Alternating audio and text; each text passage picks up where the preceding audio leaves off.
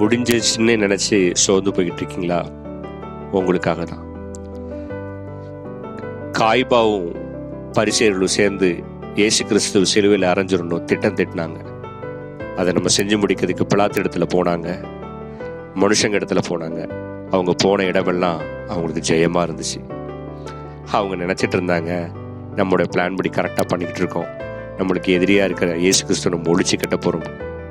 அவங்களுக்கு தெரியாது, அது கர்த்தருடைய திட்டம்.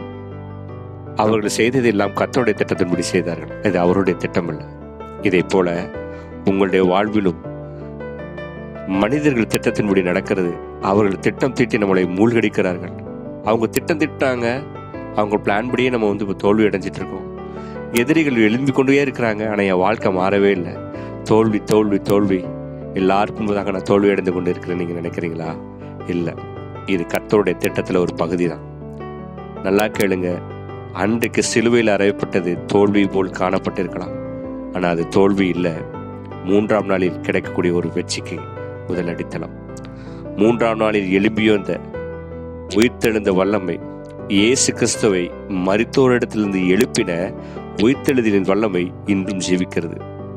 அதே வல்லமை உங்களுடைய வாழ்க்கையிலும் கிரியை செய்து உங்களுடைய சூழ்நிலைகளிலும் நீங்கள் இருக்கிற எல்லா கட்டுகளிலிருந்து உங்களை வெளியே கொண்டு வந்து எல்லாருக்கும் முன்பதாகவும் உங்களை தோற்றுவிட்டால் என்று நினைத்த எல்லாருக்கும் முன்பதாகவும் கொண்டு நின்று உங்களை ஜெயிக்க வைக்கும்.